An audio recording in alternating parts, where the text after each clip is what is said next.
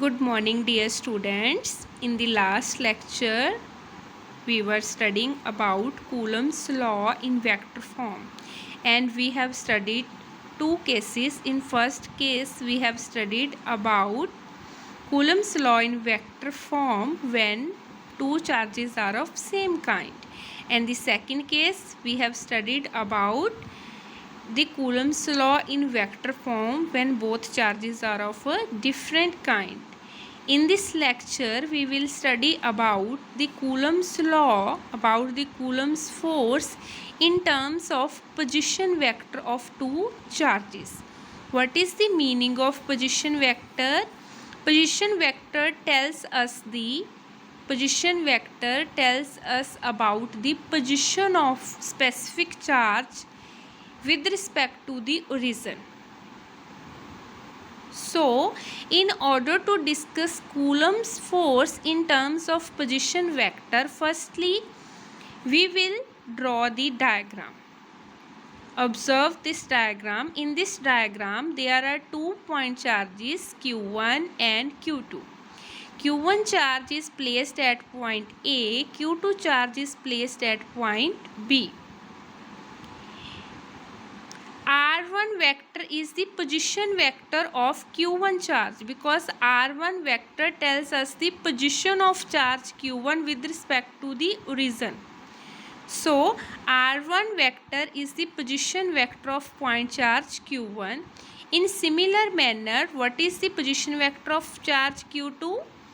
It is clear from the diagram that the position vector of charge Q2 is R2 vector.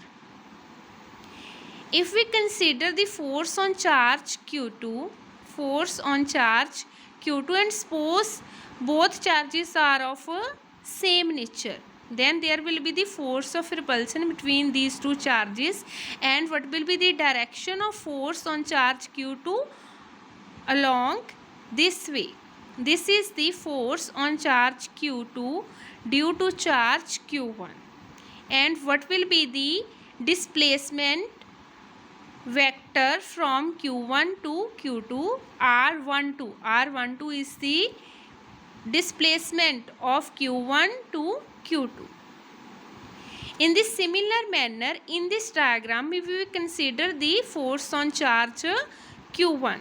What will be the force on charge Q1? The force on charge Q1 will be F12, and here R21 is the position vector from Q1 to Q2.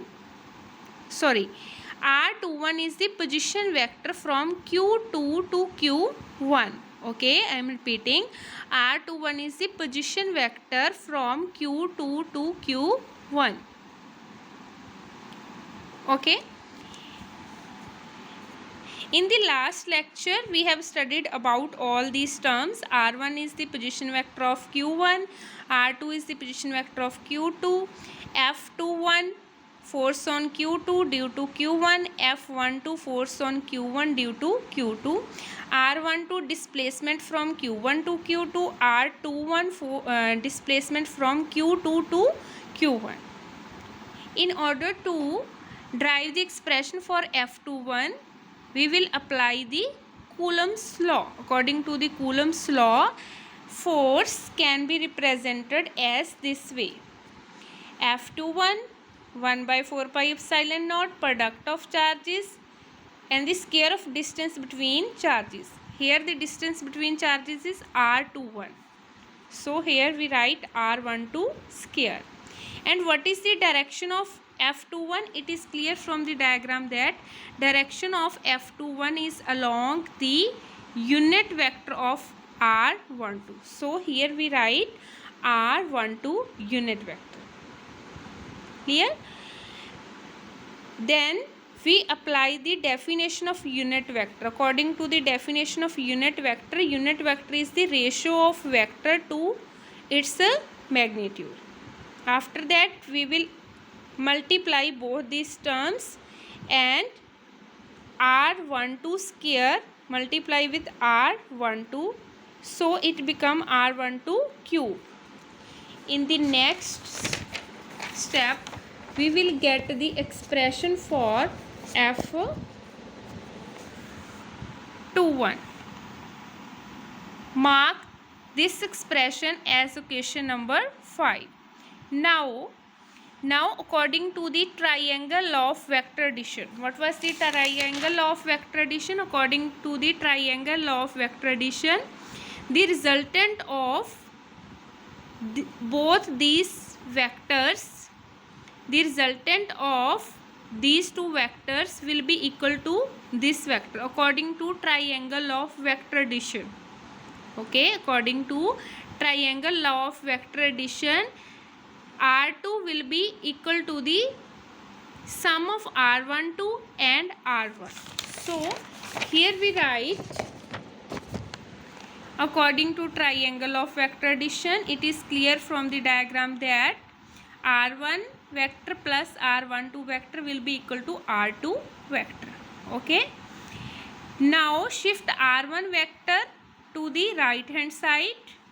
It will become negative when it is transferred from left hand side to right hand side. What is the value of R12 vector? R2 vector minus R1 vector according to the triangle of vector addition. And what will be its magnitude? Its magnitude can be represented as this. Now put these values in equation number 5. Put these values in equation number 5. F21 vector 1 by 4 pi epsilon naught q1 q2. Put the value of R12 as R2 minus R1, and here put the value of magnitude of R12, which is mod of R2 minus R1. This is the expression for F21 according to the Coulomb's law in terms of position vector. In similar manner, what will be the expression for F12? Just replace 21 by 12. Just interchange 2 by 1. Okay. Here R2 minus R1. So in this case, there will be R1 minus R2. Okay. Now take the negative sign common. Take the minus common from this expression. What we will get? R2 will become positive and R1 become negative. Now using equation 5, it is clear that F12 is equal to the negative of F21. Okay. Again, it is proven that Coulomb's law is basically the deduction of Newton's third law, because according to the Newton's third law, to every action there is an equal and opposite reaction. Now we have to consider the special case. Special case, we will apply the special conditions for this expression. Okay. What is the special condition? Suppose Q1 is situated at origin. Place the Q1 at origin and Q2 is here, and the position vector of Q2 from the origin is R vector. Here F21 is the force on charge Q2 due to charge Q1. So in this special case, what will be the value of R1?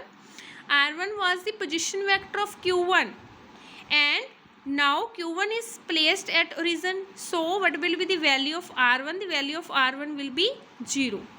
And R2, what was the R2? R2 was the position vector of charge Q2 from the origin. In this special case, the value of R2 is R. So put the value of R1 0 and value of R2 R in the equation number 6. In the equation number 6, put R2 as R and R1 equal to 0. What we will get? We will get this expression. After the calculation, we will get this one. And now shift 1 R here, and this is the definition of unit vector. So we can write the ratio of R vector to R as a unit vector. This is the expression for force on charge Q2 due to charge Q1 when q1 is situated at region and the position vector of q2 with respect to region is r. Okay students, thank you, have a nice day.